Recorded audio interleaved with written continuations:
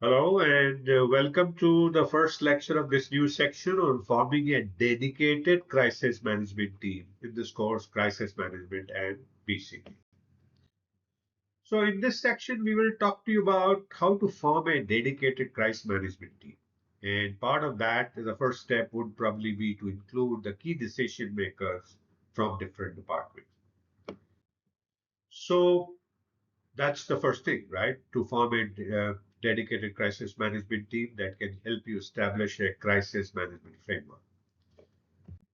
So, how to include key decision makers from different departments? How would you go about doing it? So, first, let's understand an effective crisis management team requires a cross functional collaboration. You need to have people from different functions coming together to handle the crisis. and and accordingly including key decision maker from different departments ensures a holistic response to crisis, minimizing risk and maintaining business continuity.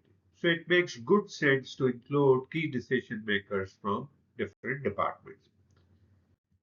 So first step to do that is, we need to start by identifying essential departments and roles. And what you need to do is to find those departments who play a critical role in crisis response. And a typical crisis management strict structure with key decisions makers could look like this. You would have the executive leadership department, CEO, CFO, COO, and their role would be to provide leadership and decision making. Similarly, legal and compliance will have a role of risk and regulatory management. And you can go and come back and take a look at this chart. So each department that is listed here, you need to say, okay, do we need to include it? And most likely the answer will be yes. And they need to go and find people who can be dedicatedly part of this crisis management team, not shared responsibility, because you want a dedicated team. So come back and take a look at and understand the responsibilities and the roles and invite such people into your crisis management team. Second thing would be to then define responsibility and crisis escalation process. So once you have a team formed, you need to define their responsibility. Now, each department must have a clearly defined roles and escalation protocols. So it would arise from their role as well as responsibility that you could read through in the last slide. And there, what a typical crisis escalation path would start from crisis being detected, where it is reported to a department head in any department. Then the department would assess it, uh, and if it is not resolved, it will get escalated to CMT leader, right? And then the CMT will get activated, and where the crisis team would convene, assign the response roles. The fourth thing would be then the decision making and action, in which executives approve the strategy and departments execute. And finally, a post crisis review where each department reports on the response effectiveness. Remember to use a crisis response flowchart to clarify decision making pathways. So, like this, you need to define responsibility and crisis escalation process.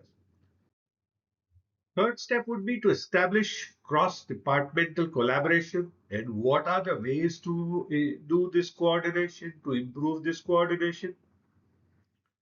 The first we would suggest is to hold crisis response meetings, where you hold regular cross-departmental strategy sessions of those members of the team who have been allocated to you. Then share the digital dashboard. Use tools like Microsoft Teams, Slack, or Trello for real-time updates on the crisis management work. Have predefined SOPs. Create standard operating procedures for each department's crisis role and have mutual accountability defined by assigning KPIs by crisis preparedness in each department. Remember to encourage interdepartmental training to foster a culture of collaboration. The more they work together, more they will be able to work together in real life crisis situation. Right.